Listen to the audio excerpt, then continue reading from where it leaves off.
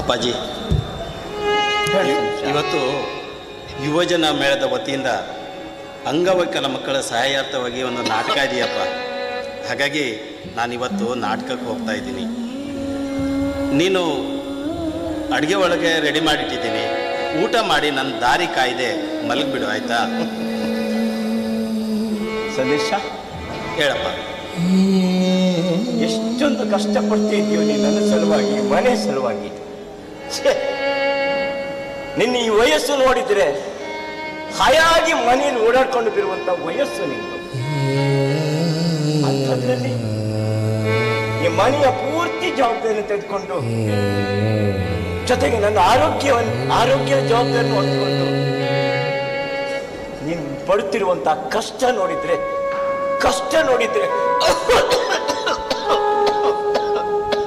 ಅಪ್ಪಾಜಿ, ನನ್ನ ಕರುಳು ಕಿತ್ತು ಬರ್ತಿದ್ಯಪ್ಪ, ಕಿತ್ತು ಬರ್ತಿದ್ದೆ. ಏನಪ್ಪ ನೀನು ಹೇಳ್ತಾ ಇರೋದು? ನೋಡು, ತಂದೆ ತಾಯಿಗಳನ್ನು ಜೋಪಾನ ಮಾಡೋದು ಮಕ್ಕಳ ಕರ್ತವ್ಯ. ಅದು ಅದರಲ್ಲಿಯೂ ನಾನು ಚಿಕ್ಕವನಿರ್ಬೇಕಾದ್ರೆ ತಾಯಿಯನ್ನು ಕಳ್ಕೊಂಡೆ. ಎಲ್ಲಿ ನೀನು ಮದುವೆ ಆದರೆ ಬರುವಂಥ ಆ ಚಿಕ್ಕಮ್ಮ ನನ್ನನ್ನು ಚೆನ್ನಾಗಿ ನೋಡ್ಕೊಳ್ತಾಳೋ ಇಲ್ವೋ ಅನ್ನೋ ಕಾರಣಕ್ಕಾಗಿ ನೀನು ಮದುವೆ ಕೂಡ ಆಗಿಲ್ಲ. ನನಗೆಲ್ಲಿ ಪ್ರೀತಿ ಸಿಗೋದಿಲ್ಲ ಅನ್ನೋ ಕಾರಣಕ್ಕಾಗಿ ನೋಡಪ್ಪ, ನಿನ್ನ ಈ ತ್ಯಾಗದ ಮುಂದೆ ನಾವು ಮಾಡ್ತಾ ಇರೋ ನಮ್ಮ ಕರ್ತವ್ಯ ತೃಣ ಸಮಾನ ಅಲ್ವೇನಪ್ಪ? ಸತೀಶ, ಆದ್ರೂ ನೀನ್ ಹೇಳ್ತಿರುವ ಮಾತು 100ಕ್ಕೆ 100 ಸತ್ಯ ಕಣ, ಸತ್ಯ ಇದೆ. ಆದ್ರೂ ನೀನ್ ಕೊಡ್ತಿರುವಂತ ಕಷ್ಟ ನೋಡಿದ್ರೆ ನನ್ನ ಕಣ್ಣಲ್ಲಿ ನೋಡ್ಲಿಕ್ಕೆ ಆಗ್ತಾ ಇಲ್ಲ ಕಣ, ನನ್ನ ಕಣ್ಣಲ್ಲಿ ನೋಡ್ಲಿಕ್ಕೆ ಆಗ್ತಾ ಇಲ್ಲ. ಅದಕ್ಕೇನೆ ನಾನು ಒಂದು ವಿಚಾರ ಮಾಡಿದ್ದೀನಿ. ಆದಷ್ಟು ಬೇಗ ಒಂದು ಒಳ್ಳೆ ಹೆಣ್ಣನ್ನು ತಂದು ನಿನ್ನನ್ನು ಮದುವೆ ಮಾಡಬೇಕು ಅಂತ ಹಂಬಲ ಇಟ್ಕೊಂಡಿದ್ದೀನಪ್ಪ. ನಾನು ಹಂಬಲ ಇಟ್ಕೊಂಡಿದ್ದೀನಿ. ನೋಡಪ್ಪ, ಈ ವಿಚಾರನ ಇಲ್ಲಿಗೆ ಬಿಡು. ಯಾಕೆ ಹೇಳು, ನಮ್ಮಿಬ್ಬರ ಸಂಸಾರ ನಡೆಸೋದಕ್ಕೆ ಎಷ್ಟೊಂದು ಕಷ್ಟ ಆಗ್ತಾ ಇದೆ. ಅಂಥದ್ರಲ್ಲಿ ಬೇರೆ ಮನೆ ಹೆಣ್ಣನ್ನು ಮದುವೆ ಮಾಡ್ಕೊಂಡು ಬಂದು ಅವಳನ್ನು ಕೂಡ ಕಣ್ಣೀರಿನಲ್ಲಿ ಕೈ ತೊಳೆಯೋ ಹಾಗೆ ಮಾಡೋದು ಬೇಡಪ್ಪ. ಪಾಪ ಆ ಹುಡುಗಿ ಆದರೂ ಎಲ್ಲಾದರೂ ಬೇರೆಯವ್ರ ಮನೆ ಶ್ರೀಮಂತರ ಜೊತೆ ಮದುವೆ ಆಗಿ ಸುಖದಿಂದ ಇರ್ತಾಳಲ್ವ. ನಮ್ಮ ಮನೆಗೆ ಬಂದು ಅವಳು ಯಾಕೆ ಕಷ್ಟ ಅನುಭವಿಸ್ಬೇಕು? ನೋಡು, ಮದುವೆ ಆಗಬೇಕು, ನಿಜ, ಮದುವೆ ಆಗೋಣ. ನನಗೆ ಒಂದು ಕೆಲಸ ಅಂತ ಸಿಗಲಿ, ಕೆಲಸ ಸಿಕ್ಕಿದ ಮೇಲೆ ಮದುವೆ ವಿಚಾರ ಮಾಡೋಣಪ್ಪ.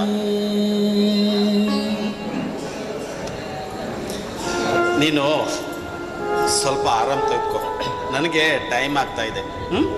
ನಾನು ಬರಲಪ್ಪ? ಹೋಗ್ತೀನಪ್ಪ. ಮತ್ತೆ ಊಟ ಮಾಡಿಕೊಂಡು ಬೇಗ ಮಲ್ಕೊಂಡು ಬಿಡ್ಬೇಕು. ಬೇರೆ ವಿಚಾರ ಮಾಡ್ತಾ ಮಾಡ್ತಾ ಟೈಮ್ ಹಾಳು ಮಾಡಬಾರ್ದು. ಅಡ್ಡಿಲ್ಲ, ಬೇಗ ಬಂದ್ಬಿಡು. ರೆಸ್ಟ್ ತಗೋ, ಬೇಗ ಬಂದ್ಬಿಡು ನೀನು. ಹಾಪ, ಬೇಗ ಬಂದ್ಬಿಡ್ತೀನಿ.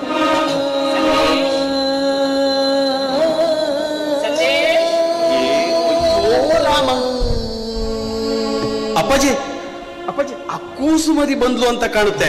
ಆಯ್ತು, ನಾನಿವತ್ತು ಫಂಕ್ಷನ್ಗೆ ಹೋದ ಹಾಗೇನೆ ಅವಳಿಂದ ತಪ್ಪಿಸ್ಕೊಳ್ಬೇಕಲ್ಲ. ನಾನು ಏನ್ ಮಾಡಿ? ಅಪ್ಪಾಜಿ, ಒಂದು ಕೆಲಸ ಮಾಡಿ ನೋಡು, ನಾನಿಲ್ಲಿ ಒಳಗಡೆ ಬಚ್ಚಿಟ್ಕೊಳ್ತೀನಿ, ಒಳಗಡೆ ಇರ್ತೀನಿ. ಹೌದು, ಬಂದ್ರೆ ಸಂದೇಶ ಇಲ್ಲ ಹೋಗಿದ್ದಾನೆ ಅಂತ ಹೇಳ್ಬಿಡು. ಏನು ನಾನು ಸುಳ್ಳು ಹೇಳ್ಬೇಕಾ? ಅಪ್ಪಾಜಿ ಪ್ಲೀಸ್ ಅಪ್ಪಾಜಿ, ಒಂದ್ ವೇಳೆ ಅವಳು ಬಂದು ನಾನು ಇಲ್ಲಿದ್ರೆ ನಾನು ಪ್ರೋಗ್ರಾಮ್ ಹೋದ ಹಾಗೇನೆ.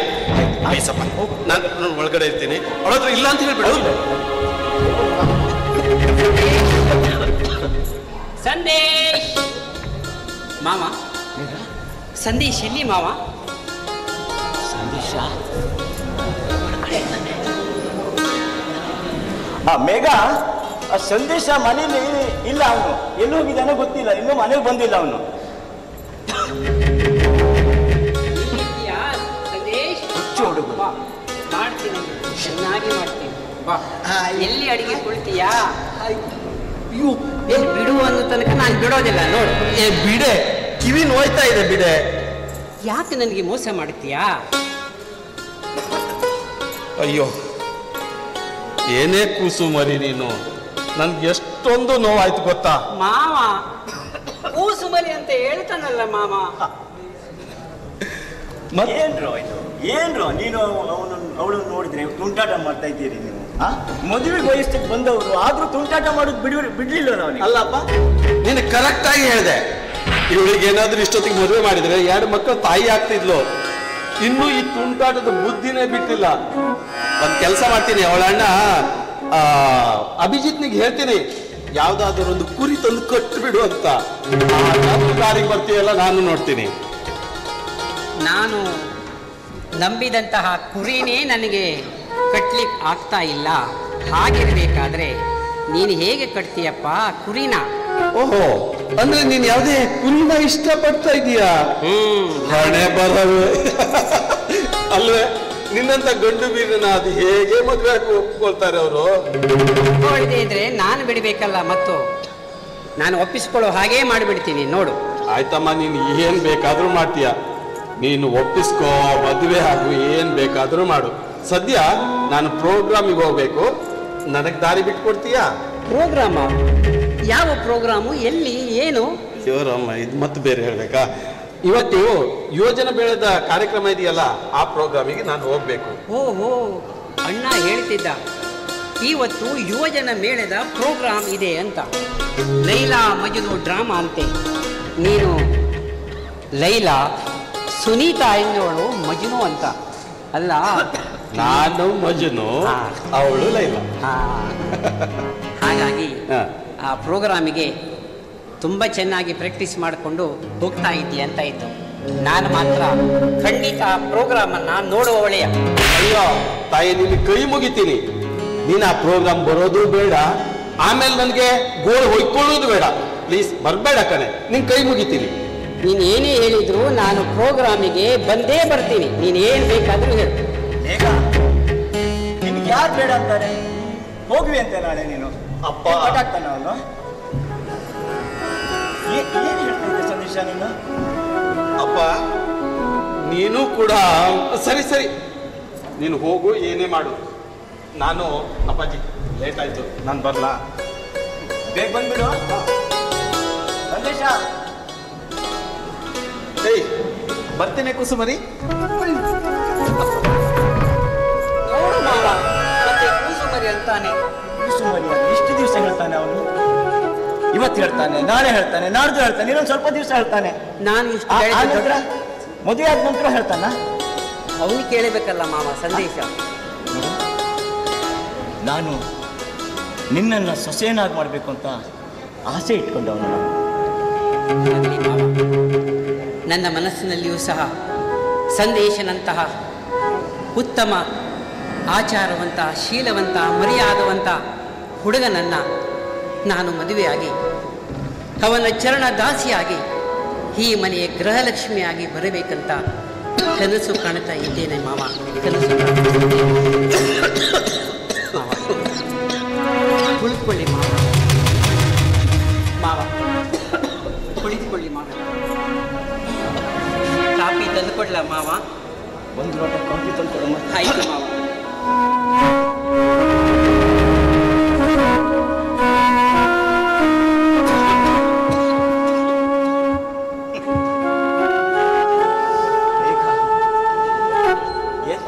ಒಳ್ಳೆ ಅವಳನ್ನ ನನ್ನ ಸೊಸೆಯನ್ನ ಸಂತೋಷವನ್ನಾಗಿ ಮಾಡಿಬಿಟ್ರೆ ಸತ್ತೋದ ನನ್ನ ಹೆಂಡತಿ ಸೀತಾಳಿಗೂ ಸಮಾಧಾನ ಆಗುತ್ತೆ, ನನಗೂ ಸಮಾಧಾನ ಆಗುತ್ತೆ. ಆದಷ್ಟು ಬೇಗ ಸಂದೇಶ ಮತ್ತು ಮೇಘಗಳನ್ನು ಮದುವೆ ಮಾಡಿಬಿಟ್ರೆ ನನ್ನ ಜವಾಬ್ದಾರಿ ತೀರ್ಬಿಡ್ತೆ. ಹೇ ಪರಮಾತ್ಮ, ಆದಷ್ಟು ಬೇಗ ಅವರ ಮಂಗಲ ಕಾರ್ಯ ನೆರವೇರುವಂತೆ ಮಾಡಪ್ಪ. ನಿನ್ನ ಕೈ ಮುಗಿದು ಬಿಟ್ಕೊಡ್ತೀನಿ, ನಿನ್ನ ಕೈ ಮುಗಿದು ಬಿಟ್ಕೊಡ್ತೀನಿ.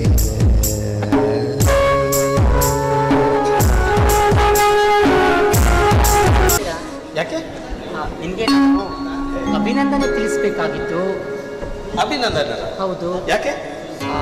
ಯಾಕೆಂದ್ರೆ ನಿನ್ನೆ ನಡೆದಿರೋ ನಾಟಕ ತುಂಬ ಸಕ್ಸಸ್ ಆಯಿತು. ಅದಕ್ಕೆ ಕಾರಣ ನೀವು ಮಾಡಿರೋ ಆ್ಯಕ್ಟ್. ಅದು ಎಷ್ಟೊಂದು ಚೆನ್ನಾಗಿ ಆ್ಯಕ್ಟ್ ಮಾಡಿದ್ರಿ. ಒಳ್ಳೆ ಆ್ಯಕ್ಟಿಂದ ನಿಮ್ಮ ಪಾತ್ರಕ್ಕೆ ಜೀವ ತುಂಬಿದ್ರಿ. ನಾನಂತೂ ನಿಮ್ಮ ನಟನೆಯನ್ನು ತುಂಬ ಮೆಚ್ಚಿಕೊಂಡೆ. ಅದಕ್ಕೆ ತುಂಬ ಥ್ಯಾಂಕ್ಸ್. ನೋಡಿ, ನಾನು ಹೇಗೆ ಅಭಿನಯ ಮಾಡಿದ್ನೋ ನನಗೆ ಗೊತ್ತಿಲ್ಲ, ಆದರೆ ನೀವು ಇಷ್ಟಪಟ್ಟಿದ್ದೀರಲ್ಲ, ತುಂಬ ಥ್ಯಾಂಕ್ಸ್ ನಿಮಗೆ. ಬರಲ್ಲ? ನಿಂತ್ಕೊಳ್ಳಿ. ಯಾಕೆ ಅಷ್ಟೊಂದು ಅವಸರ ಮಾಡ್ತಾ ಇದ್ದೀರಾ? ನಾನು ನಿಮ್ಮ ಹತ್ರ ಒಂದು ವಿಷಯದ ಬಗ್ಗೆ ಮಾತಾಡಬೇಕಾಗಿತ್ತು. ವಿಷಯದ ಬಗ್ಗೆನಾ? ಹೌದು, ಮಾತಾಡಿ. ಅದು ನಿಮ್ಮ ಕಲೆ ಮತ್ತು ಪ್ರತಿಭೆಗೆ ನಾನು ಮನಸ್ಸೋತೆ. ನನ್ನ ಪ್ರೀತಿ, ನನ್ನ ಪ್ರೇಮ, ನನ್ನ ಜೀವನದ ಕೊನೆಯ ಉಸಿರಿರೋ ತನಕನೂ ಯಾವತ್ತೂ ಶಾಶ್ವತವಾಗಿರಬೇಕು ಅಂತ ನಾನು ಬಯಸ್ತಾ ಇದ್ದೀನಿ. ಖಂಡಿತ ಸಿಗುತ್ತೆ. ಆದರೆ ನೀವು ನನ್ನಿಂದ ಯಾವ ರೀತಿಯ ಪ್ರೀತಿಯನ್ನು ಬಯಸ್ತಾ ಇದ್ದೀರಾ ಅಂತ ಹೇಳಿದರೆ, ಆ ಪ್ರೀತಿಯನ್ನು ಕೊಡೋ ಹಾಗಿದ್ರೆ ಖಂಡಿತ ಕೊಡ್ತೀನಿ. ಯಾವ ರೀತಿ? ಅದು ಯಾವ ರೀತಿ ಅಂದರೆ ಪ್ರೀತಿಯಲ್ಲಿ ಒಂದೇ ವಿಧ ತಾನೇ. ಒಲವು, ಅನುರಾಗ. ಯಾರು ಹೇಳಿದ್ದು ಪ್ರೀತಿ ಇರೋದು ಒಂದೇ ಥರ ಅಂತ? ಅದರಲ್ಲಿ ಹಲವಾರು ವಿಧಗಳಿದ್ದಾವೆ. ಮೊದಲೇದು, ಅಪ್ಪ ಅಮ್ಮ ಮಕ್ಕಳಿಗೆ ಕೊಡುವಂತಹ ವಾತ್ಸಲ್ಯನು ಪ್ರೀತಿನೇ ಅಂತ ಕರೀತಾರಲ್ವಾ?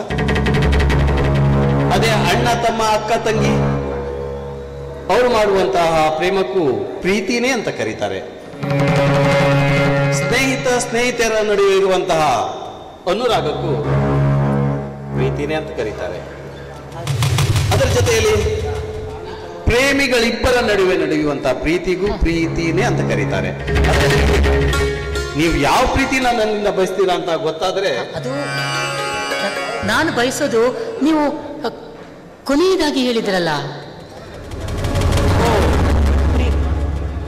ಪ್ರೇಯಸಿಯಾಗಿ ಪ್ರಿಯತಮ್ಮನಿಂದ ಬಯಸುವ ಆ ಪ್ರೀತಿಯನ್ನ ಅದನ್ನ ಕೊಡೋದಕ್ಕೆ ಖಂಡಿತ ಸಾಧ್ಯನೇ ಇಲ್ಲ. ಆ ಪ್ರೀತಿ ನನ್ನಿಂದ ನಿಮ್ಗೆ ಸಿಗೋದೂ ಇಲ್ಲ. ನನಗೆ ಈ ಪ್ರೀತಿ ಪ್ರೇಮ ಇದರಲ್ಲಿ ವಿಶ್ವಾಸನೂ ಇಲ್ಲ, ಆಸಕ್ತಿನೂ ಇಲ್ಲ. I am so sorry. ಯಾಕೆ ಸಾಧ್ಯ ಇಲ್ಲ? ನೋಡಿ ಸಂದೇಶ, ನಾನಂತೂ ನನ್ನ ಜೀವನದಲ್ಲಿ ಮದುವೆ ಅಂತ ಆದ್ರೆ ಅದು ನಿಮ್ಮ ಜೊತೆಗೆ ಆಗ್ಬೇಕು ಅಂತ ನಿರ್ಧಾರ ಮಾಡಿ ಆಗಿದೆ. ಅದನ್ನು ತಪ್ಪಿಸೋದಕ್ಕೆ ಯಾರಿಂದನೂ ಸಾಧ್ಯ ಇಲ್ಲ.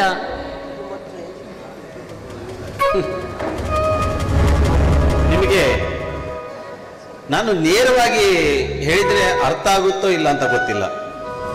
ವಿವರಣೆ ಕೊಟ್ಟು ಹೇಳೋದಕ್ಕೆ ನನ್ನಿಂದ ಸಾಧ್ಯ ಇಲ್ಲ. ಒಂದೇ ಮಾತಿನಲ್ಲಿ ಹೇಳ್ತೀನಿ, ನಿಜವಾಗಿಯೂ ನಿಮ್ಮನ್ನ ಪ್ರೀತಿ ಮಾಡೋದಕ್ಕಾಗ್ಲಿ, ನಿಮ್ಮ ಮದುವೆ ಆಗೋದಕ್ಕಾಗ್ಲಿ ನನಗೆ ಇಷ್ಟ ಇಲ್ಲ. ಸಾರಿ. ಅಲ್ಲ, ನಿಮ್ಗೆ ಇಷ್ಟ ಇಲ್ಲ ಅಂತ ಹೇಳ್ತಿದ್ದೀರಲ್ಲ, ನಿಮ್ಗೆ ಇಷ್ಟ ಇಲ್ಲ ಆಗೋದಕ್ಕೆ ಕಾರಣ ಏನು ಅಂತ?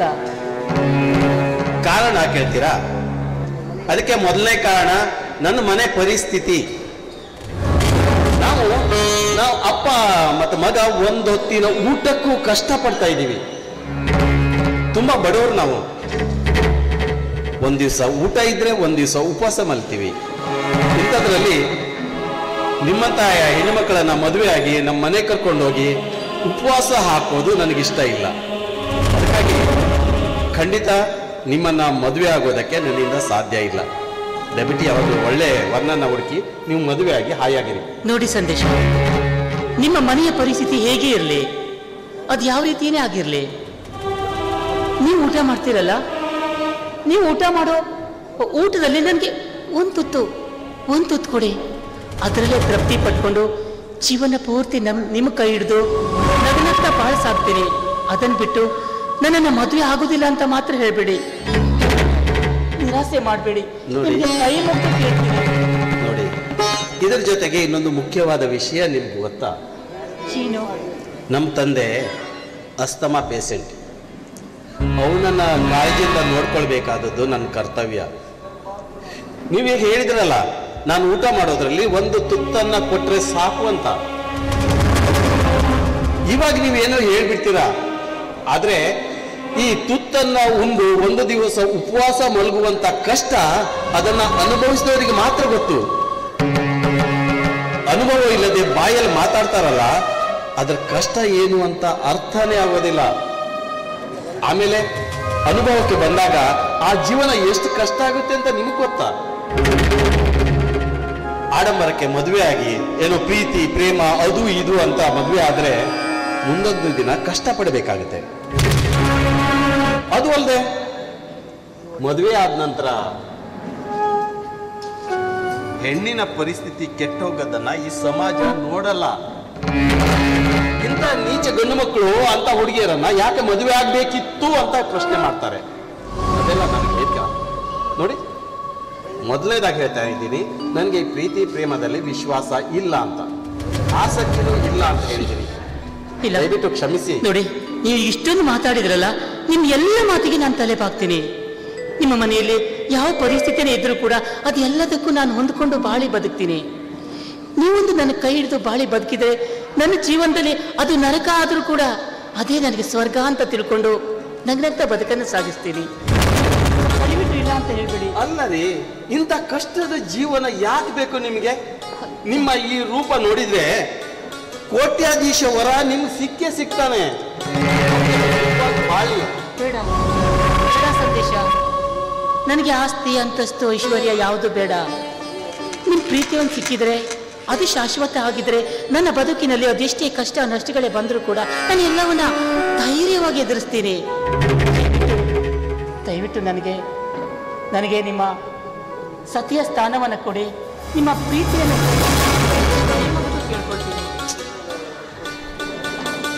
ನಿಮಗೆ ಯಾವ ರೀತಿ ಹೇಳಬೇಕು ನನಗೆ ಅರ್ಥ ಆಗ್ತಾ ಇಲ್ಲ. ಆದರೆ ಈ ಪ್ರೀತಿ ಪ್ರೇಮದ ಬಗ್ಗೆ ವಿಶ್ವಾಸ ಇಲ್ಲದ ನನಗೆ ಯಾಕೋ ನಿಮ್ಮ ಈ ನುಡಿಗಳನ್ನು ಕೇಳ್ತಾ ಇದ್ರೆ ನನ್ನ ಹೃದಯವೇ ಚೂರು ಅಂತ ಇದೆ. ಆ ಭಗವಂತ ನನ್ನ ಹಣೆ ಬರದಲ್ಲಿ ಏನು ಬರೆದಿದ್ದಾನೋ ಹಾಗೆ ಆಗತ್ತಲ್ಲ. ಭಗವಂತ ನಿಮ್ಮ ಹಣೆಯಲ್ಲಿ ಏನು ಬರೆದಿದ್ದಾನೋ ಅದೇ ರೀತಿ ಆಗಬೇಕು ಅಂತಾದರೆ ನೀವು ನನಗೆ ಮಾತು ಕೊಡಬೇಕು, ನನ್ನನ್ನು ಬಾಳ ಸಂಗಾತಿಯನ್ನಾಗಿ ಸ್ವೀಕಾರ ಮಾಡ್ತೀನಿ ಅಂತ.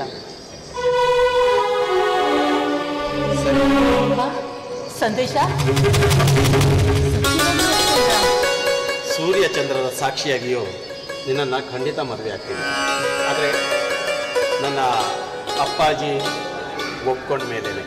ಸರಿ, ನಾನು ಖಂಡಿತವಾಗ್ಲೂ ಕಾಯ್ತೀನಿ. ಸರಿ ಸರಿ, ನಾನೇನು ಬರ್ತೀನಿ. ಬಾಯ್ ಬಾಯ್.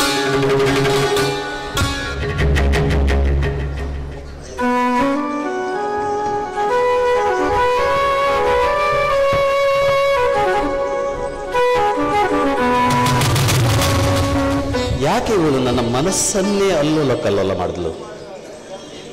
ಇವಳಾಡಿದ ಮಾತುಗಳಿಂದ ನನ್ನ ಮನಸ್ಸೇ ಚಂಚಲವಾಯ್ತಲ್ಲ.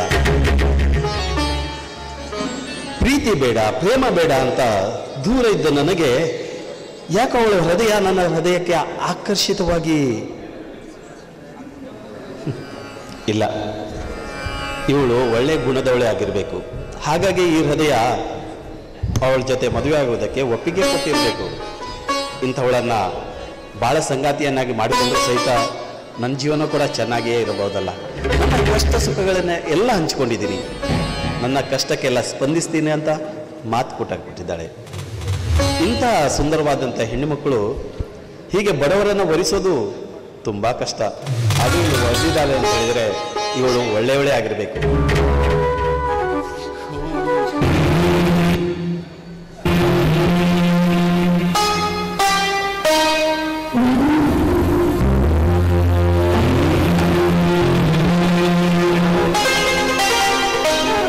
Oh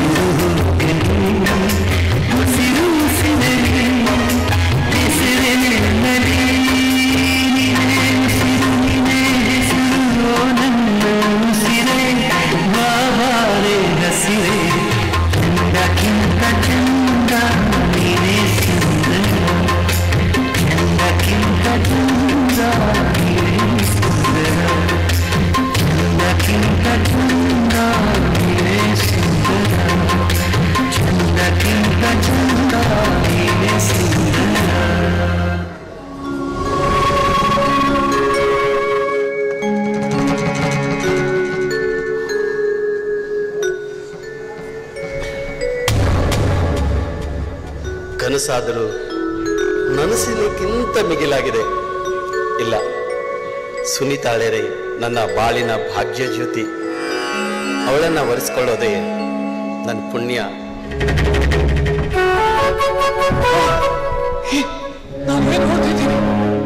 ನಾನು ಏನ್ ನೋಡ್ತಾ ಇದ್ದೀನಿ? ನನ್ನ ಸುನೀತಾ ಸಂದೇಶನ ಜೊತೆ ನಾನು ನೋಡ್ತಿರುವುದು ಕನಸಲ್ಲ ತಾನೆ. ಪ್ರತ್ಯಕ್ಷ ಕಣ್ಣಾರೆ ಕಂಡದ್ದನ್ನು ಕನಸೆಂದು ನಂಬುವುದು ಮೂರ್ಖತನ. ಇಲ್ಲ ಇಲ್ಲ, ನನ್ನ ಸುನೀತಾ ನನ್ನನ್ನು ಪ್ರೀತಿಸಿ ನನ್ನ ಪ್ರೇಮಕ್ಕೆ ವಂಚನೆ ಮಾಡಿಬಿಟ್ಲು. ಸುನೀತಾ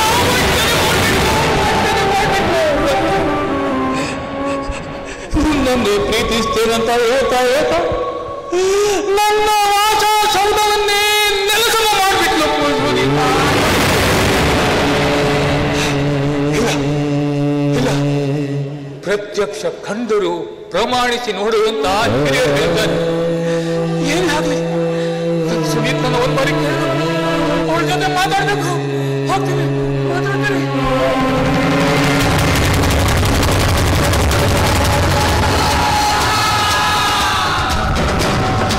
ನಾನು ಹೇಳ್ತಾ ಇದ್ದೀನಿ ಮಿಸ್ಟರ್ ಅಭಿಜಿತ್, ಸತ್ಯ ಸಂಗತಿಯಲ್ಲ. ಯಾರು ನೀನು? ನಿನ್ನ ಹಿತೈಚ್ಛೆ ಅಂತ ತಿಳ್ಕೋ ಮಿಸ್ಟರ್ ಅಭಿಜಿತ್. ನೀನು ತಿಳ್ಕೊಂಡ ಹಾಗೆ ನಿನ್ನ ಪ್ರಾಣಕ್ಕಿಂತ ಹೆಚ್ಚಾಗಿ ಪ್ರೀತಿಸ್ತಿರೋ ಆ ನಿನ್ನ ಸುನೀತಾ ಒಕ್ಕದ ಮನಸ್ಸಿನ ಹೇಳಲ್ಲ. 16 ಜನಕ್ಕೆ ವಂಚಿಸುವ ವಂಚಕ್ಕೆ ಅವಳು, ಕಾಮುಕಿ ಅವಳು. ಹೌದು, ತನ್ನ ಕ್ಷಣಿಕ ಆಸೆಯನ್ನು ತೀರಿಸಿಕೊಳ್ಳೋದಕ್ಕೋಸ್ಕರ ದಿನಕ್ಕೊಂದು ಗಂಡನನ್ನ ಬದಲಾಯಿಸುವ ವಂಚಕ್ಕೆ ಅವಳು. ಮಿಸ್ಟರ್ ಅಭಿಜಿತ್, ಸುನೀತಾ ನಿನ್ನಿಂದ ದೂರ ಆದ್ಲು ಅಂತ ಬೇಸರ ಮಾಡ್ಕೋಬೇಡ. ಜೀವನ ಮಾಡು, ವಿಚಾರ ಮಾಡು.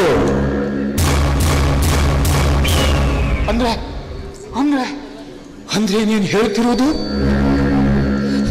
ಸತ್ಯ, 100ಕ್ಕೆ 100ರಷ್ಟು ಸತ್ಯ. ಮಿಸ್ಟರ್ ಅಭಿಜಿತ್, ನಿನ್ನ ಪ್ರೀತಿಯ ಸುನೀತಾ ಈಗಾಗಲೇ 3 ಗಂಡುಗಳನ್ನು ವಂಚಿಸಿದ್ದಾಳೆ. ನೀನು ಅವಳ ಬದುಕಿನಲ್ಲಿ 4ನೆಯ ಪ್ರೀತಿ.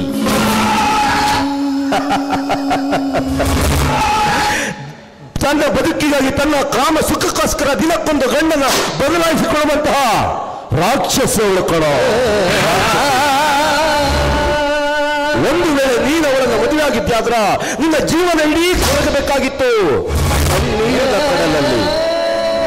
ನೋಡ ಅಭಿಜಿತ್, ಇನ್ನಾದ್ರೂ ನೀನು ವಿಚಾರ ಮಾಡಿ ಸುನೀತಾಳನ್ನ ಬಿಟ್ಟು ಬದುಕೋದನ್ನ ಕಲಿ.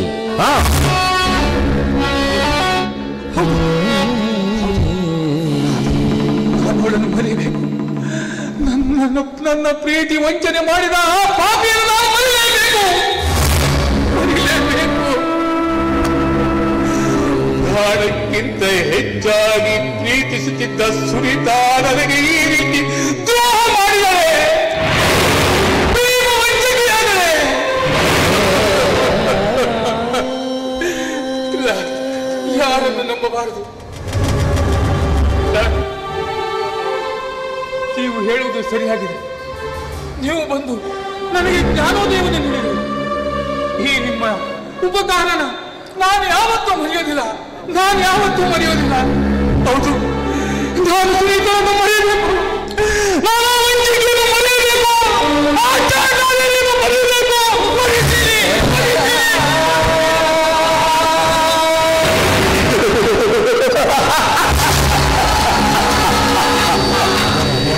ಅಂತೂ ಯಾವ ಕಷ್ಟದ ಸಮಯದಲ್ಲಿ ಅಭಿಜಿತ್ನನ್ನ ಸುನೀತಾಳಿಂದ ದೂರ ಮಾಡಿದಾಗಾಯ್ತು. ಬಟ್ ಹೋದ್ಯ ಪಿಶಾಚಿ ಅಂದ್ರೆ ಬಂದ್ಯ ಗವಾಕ್ಷಿ ಅನ್ನೋ ಹಾಗೆ ಈ ಅಭಿಜಿತ್ನ ಸ್ಥಾನದಲ್ಲಿ ಆ ಸಂದೇಶ ಪ್ರತ್ಯಕ್ಷ ಆಗಿದ್ದಾನೆ. ಹೌದು, ಹೇಗಾದ್ರೂ ಮಾಡಿ ಆ ಸಂದೇಶನ ಸುನೀತಾಳಿಂದ ದೂರ ಮಾಡಬೇಕು. ಸುನೀತಾಳನ್ನ ಹೊತ್ಕೊಂಡೋಗಿ ನನ್ನ ಆಸೆಯನ್ನು ತೀರಿಸ್ಕೊಳ್ಳೋದಾದ್ರೆ ಈ ಮಹೇಂದ್ರನಿಗೆ ಅದೆಷ್ಟರ ಮಾತು. ಬಟ್ ನನಗೆ ಬೇಕಾಗಿರುವುದು ಅದಲ್ಲ. ಆ ಸುನೀತ ಅವಳಾಗೆ ಬಂದು ಅವಳ ತೋಟಕ್ಕಿಂದ ನನ್ನನ್ನು ಬಿಗಿದಪ್ಪಿ ಅವಳ ಕಾಮ ಸುಖವನ್ನ ಉಣಬಡಿಸಬೇಕು. ಹಾಗಾದ್ರೆ ಇವತ್ತಿನಿಂದಲೇ ಬೇಸಿಗೆಯ ಸಂದೇಶನ ಬಾಳಿನಲ್ಲಿ ಬೆಂಕಿಯ ಕಿಚ್ಚನ್ನ ವಕ್ರತುಂಡ ಮಹಾಕಾಯ ಸೂರ್ಯಕೋಟಿ ಸಮಪ್ರಭಾ